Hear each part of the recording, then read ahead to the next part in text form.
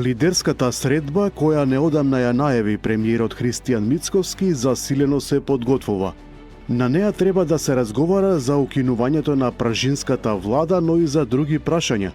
Граѓаните на социјалните мрежи изнесуваат идеи што треба да се расправа на средбата која е предвидена за 14 јануари. Според многумина, ако се решава така наречена техничка влада која е поврзана со изборите, треба да се решат уште две прашања од таа област. Првото е да се воведе една изборна единица. За граѓаните тоа е многу подобар начин за секој глас да вреди подеднакво и да биде позастапен во парламентот. Второто е бројот на пратеници да се намали од 120 на барем 90 народни избраници. Граѓаните велат дека така многу пари ќе се заштедат, а и многумина од пратениците и онака ништо не работат, освен што гласаат по партиска наредба. Инаку граѓаните предлагаат да се расправи околу потребата конечно да се постигне единство околу условувањата кои доаѓаат од Софија и Брисел за нашите евроинтеграции. Поради ова и многумина велат дека СДСМ греши и треба да оди на лидерската средба која ја најави дека ќе ја игнорира.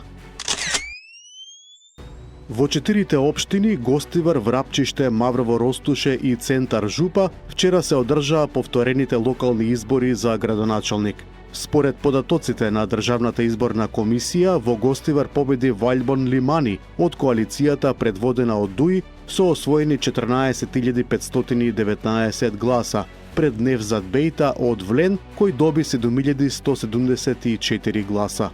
Во Врапчиште уште еден мандат доби Исан Шабани од ДУИ, кој освои повеќе гласови од независниот Зулхајрат Демири. ВМРО ДПМН на своето конто додаде уште едно градоначалничко место, откако вчера во Маврово Ростуше нивниот кандидат Онер Јакуповски го победи Анес Ахмети од СДСМ.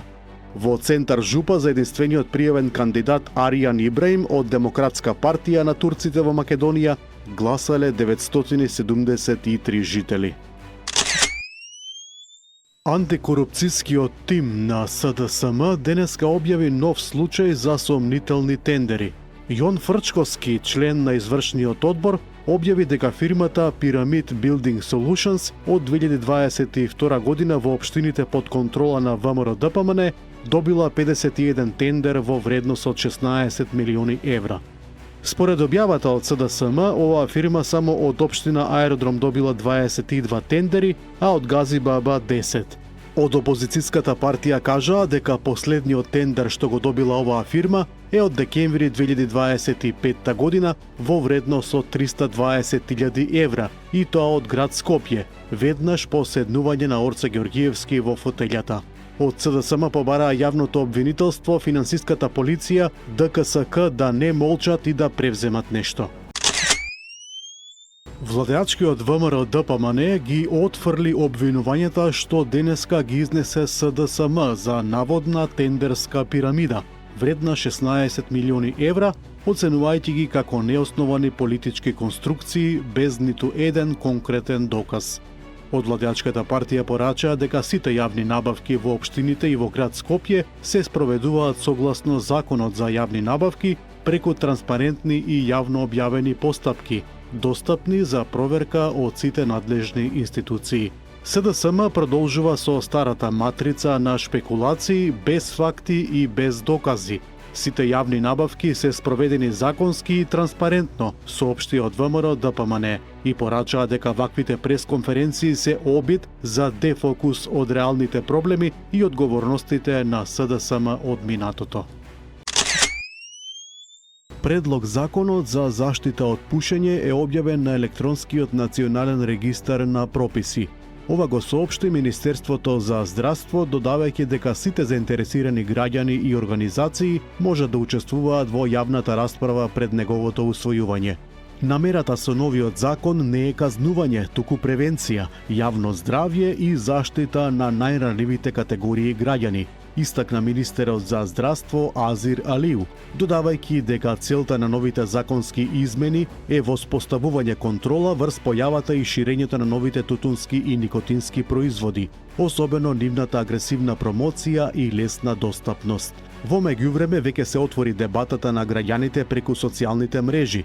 Многумина искажуваат свесност од потребата да се отвора ова прашање кое директно го засега здравјето и иднината на населението, особено на младите. Податоците за инфлацијата во декември 2025 година укажуваат на стабилност на домашните ценовни притисоци, а регистрираниот месечен раст е статистички изобличен од цените на авионскиот превоз, оцени гувернерот на Народната банка Трајко Славевски. Месечната инфлација во декември 2025 година во споредба со ноември изнесува 0,4%, при што растот се должи исклучиво на категоријата транспорт, каде што цените во истиот период пораснале за 5,8%. Славевски посочува дека ваквото движење не е вообичаено со оглед на стабилните цени на горивата и непроменетите цени во јавниот превоз. Според структурата на индексот, клучен фактор за растот е енормното зголемување на цените на авионскиот превоз, кое во декември минатата година пораснале дури 42%. Како последица на екстремно ладниот бран што се спушта од север кон Балканот, Македонија денеска се разбуди со екстремно ниски температури и со силен северен ветер. Речиси во сите градови беа измерени утрински температури од околу -10 степени, а сибирскиот студ ке се чувствува и во текот на утрешниот ден, пошто ке следи мало затоплување. На Попова шапка утрово беа измерени -17 степени, а на Титов врв дури -25 степени.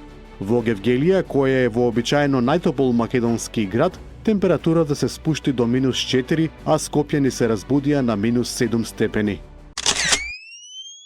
Вчера, околу 18 часот, на граничниот премин Стар Дојран, на излез од државата, полицијата во координација со царински службеници и припадник на Фронтекс лишиле од слобода 56 годишен државјанин на Србија, кој управувал товарно возило МАН со полуприколка со српски национални ознаки. При граничната контрола било утврдено дека е фалсификуван вин бројот на полуприколката во сообраќајната дозвола.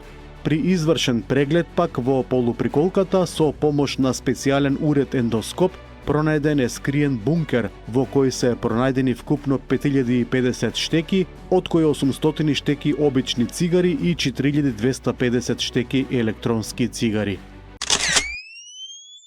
Србија прогласи вонредна состојба во 11 општини поради снегот и студот.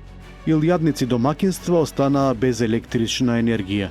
Најстудено беше на Копаоник, каде што беа измерени -17 степени, додека најниските температури меѓу градовите беа забележани во Кекинда и Сиеница со -10 степени. Поради опасни временски феномени, утрово е во сила портокалова временска тревога за Белград, Бачка, Банат, Срем, Западна Србија и Југозападна Србија.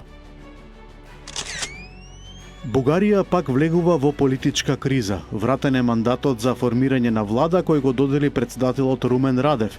Имено бугарскиот премиер во оставка Росен Желјазков го врати неисполнетиот истражувачки мандат за формирање влада како кандидат за премиер на ГЕРБ СДФ, веднаш откако го доби од бугарскиот претседател.